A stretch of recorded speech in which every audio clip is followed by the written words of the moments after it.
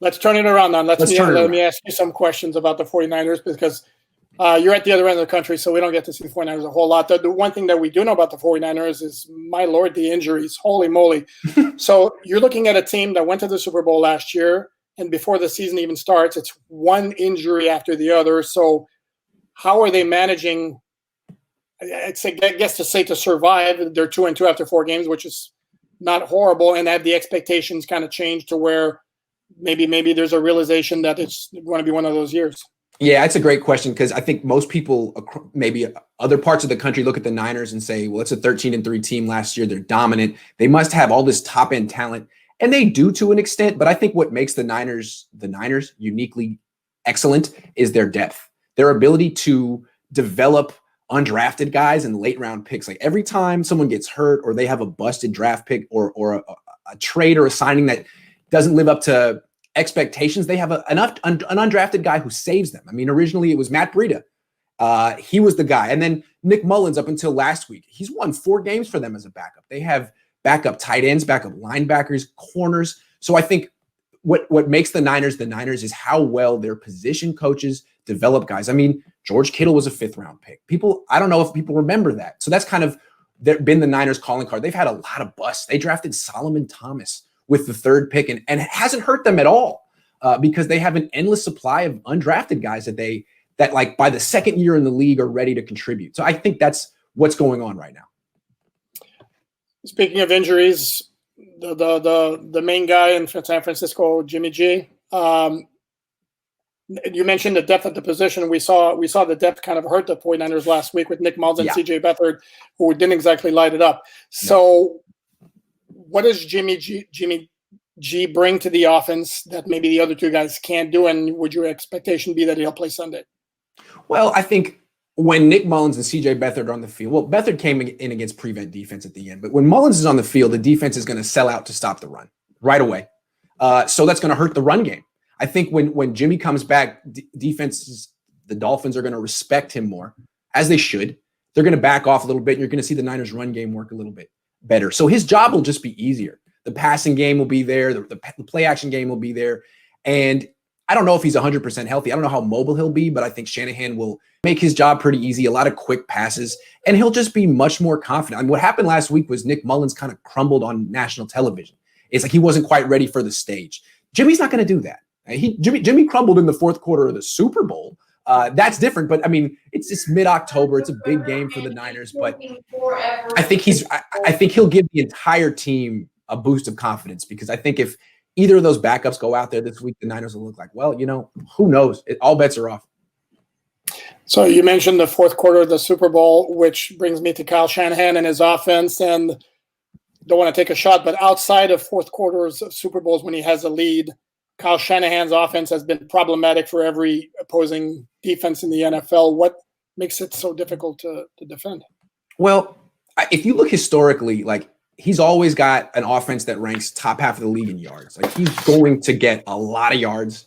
The points, I think, depends on how good his players are, but he statistically is going to rank high in yards. And how he does it is his offense is built around the run game, and he pairs it with a play action passing game that looks exactly like the run game. It's what his father did in Denver.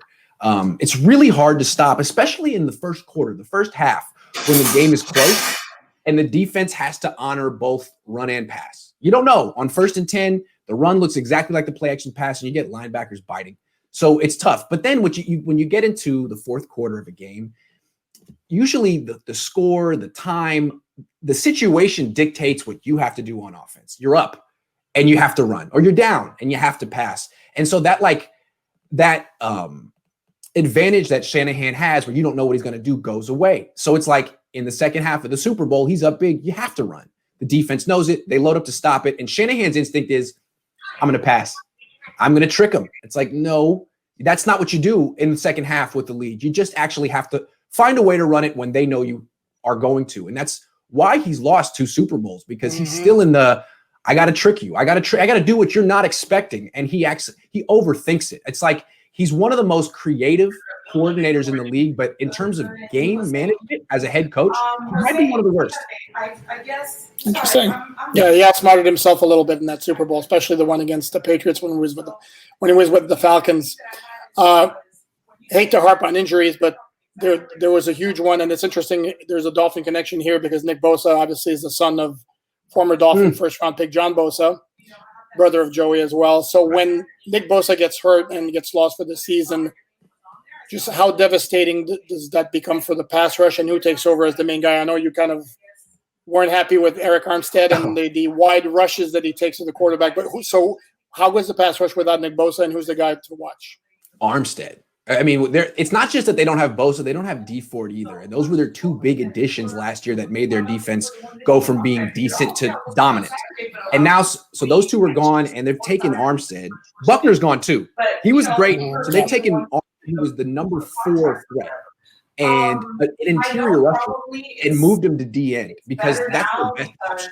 And so I was being really hard on Eric Armstead for giving up contain, but this 295-pound man who's trying to chase Carson Wentz, that's hard. I was being a little harsh on him. Sorry, Eric. He's having a terrific year. He's playing out of position. He's playing very hard. He just needs to maybe be a little smarter. And if he rushes wildly at Ryan Fitzpatrick, Fitzpatrick will burn him too. So that's really, I mean, he's playing out of position. That's what's going on. In the interior, they have a first-round pick, Javon Kinlaw, who's flashed but has no sacks, 1 quarterback hit. Maybe this will be the week that he breaks out, because from what I've seen, the Dolphins' offensive line is a little shaky. But really, the Niners' pass rush isn't what it used to be, and on third downs, you're going to see the Niners blitz a lot. The Dolphin offensive line is, again, with everything else, much better than it was last year. It's not great, but it's serviceable. You mentioned DeForest Buckner. So do you think the 49ers regret that trade? If they don't, they're in denial. I'm sorry, because the reason they kept Armstead instead is that they also could keep Jimmy Ward. Jimmy Ward is overrated. He's okay. They like that they can put him in nickelback and he can play man-to-man coverage, kind of like Tyrann Mathieu. But when Jimmy does it, he just commits holding penalties. And he doesn't force turnovers. He's not a playmaker. DeForest Buckner is a playmaker. He's better than Eric Armstead. I think, the Niners probably, if they don't regret it yet, they'll probably regret it in a couple of weeks. Yeah, I remember when I saw the trade, to me, because again, we don't see the 49ers very much, but I know I've seen DeForest Buckner, and if maybe it's not a coincidence that the Colts defense is so good this year now that they have DeForest Buckner.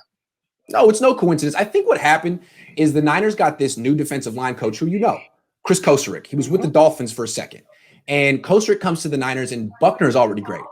Armstead isn't. Armstead is the guy who was the first-round pick who hadn't lived up to expectations, and that became Kosarick's project, and Armstead had a breakout year. And I think Kosarick is, sort of in love with his project. I guess that's human nature, but I think that's what happened.